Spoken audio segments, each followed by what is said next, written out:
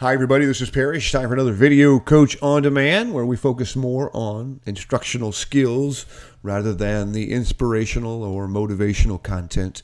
The catch is that we deal with emotions, right? But it's from a skill sets perspective, and that's why I always bring in the adult learning concept of KSA. Here's what you need to know, here's the skills, and here's the ability. Today's lesson objective, today's emotional intelligence lesson objective is to better understanding emotional intelligence, or EI. Learning to become smart about your emotions. Bottom line is it improves decision making. That's huge in and of itself. When we look at all the different areas of your life, whether it's with your friends or whether it's with your money, maybe it's just your talent taking it to the marketplace, or your family, your ability to make decisions here is huge. We actually have that. This is my MET training curriculum. You can see the different modules, and we talk very seriously about decision making, even attach a maturity or an immaturity metrics to it. But emotional intelligence improves decision making, but it doesn't stop there. It improves decision making under pressure. It improves decision making when adapting to change. It improves your decision making when recovering from adversity. So, being smart about your emotions is big business. 20 years in, the movie we're going to look at here just real quickly before we kind of drill down into the lesson objective today is Devil's Advocate. You either love it or you hate it. This scene you have to love because Pacino is the coach or the corporate executive or the parent.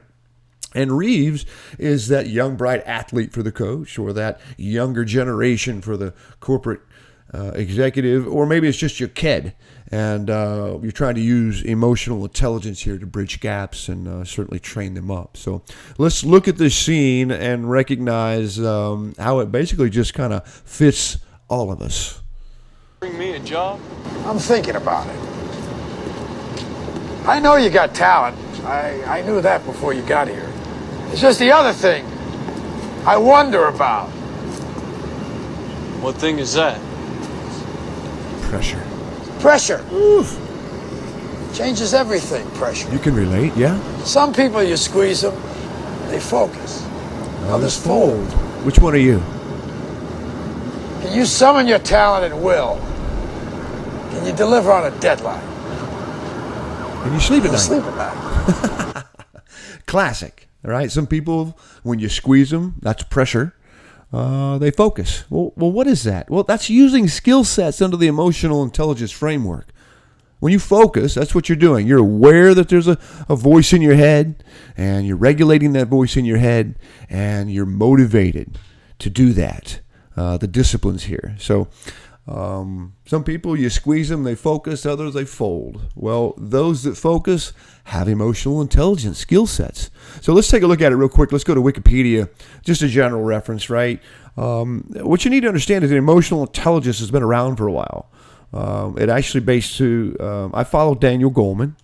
Got a couple different models out there, right? You can study this. I don't have to take time here. You can Google emotional intelligence and get some foundation. And that's what I'm encouraging you to do. That's actually your EWOD, your emotional workout of the day, is to go study and Google emotional intelligence.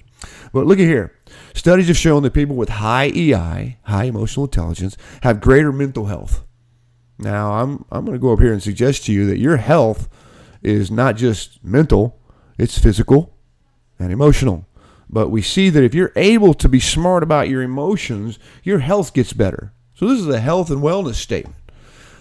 Exemplary job performance. I'm going to say to you, it doesn't matter what career you're in.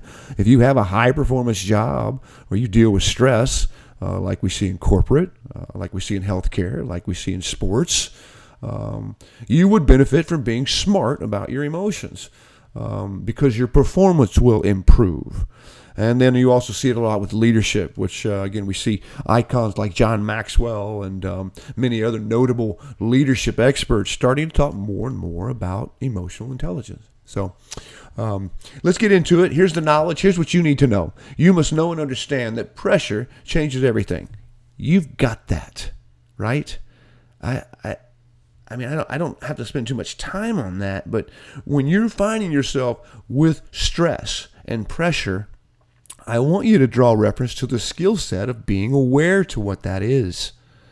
Okay, there's a connection here. When you're being smart about your emotions, and we can look at the framework.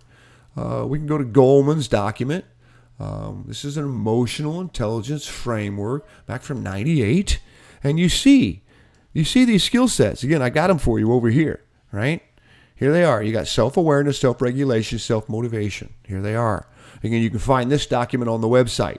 I want to encourage you to go to the website, pull these documents down so you can get a better idea. But this is the framework that you should use on a regular basis, being self-aware. And what are those skill sets? What are those abilities? In other words, regulate the voice in your head, preparing for the amygdala hijack. That's something you should be able to do, is regulate the voice in your head. Well, man, how do you do that? Well, you use these skill sets. You learn to be self-aware. And when you're self-aware, you're recognizing your own emotions. You're knowing your strengths and your limits.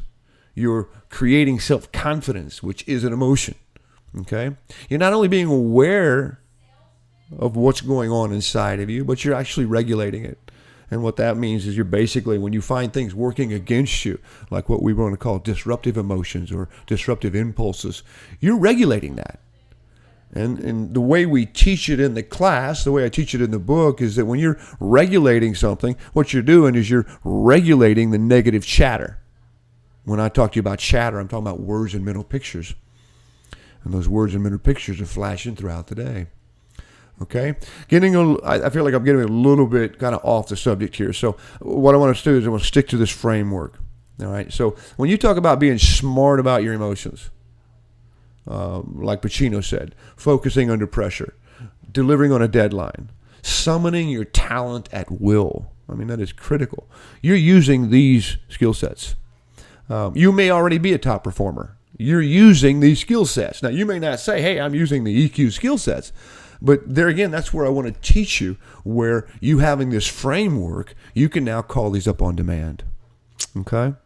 So we're talking about the skill sets here. I'm going to reference them to this other document. You'll notice that these other two, which is really where social skills or leadership ability comes into play, as it pertains to EQ and leadership, you must first master these three in the self domain before you really become effective here in the social domain. So it is somewhat of a stair-step increase, if you will.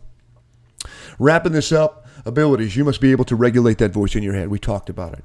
Preparing for what's called the amygdala hijack. I've got a lot of other great video on the website here you can go to, and we can learn about what's happening inside of you with your stress response system and this emotional brain center, or the alarm system that goes off when you're under pressure.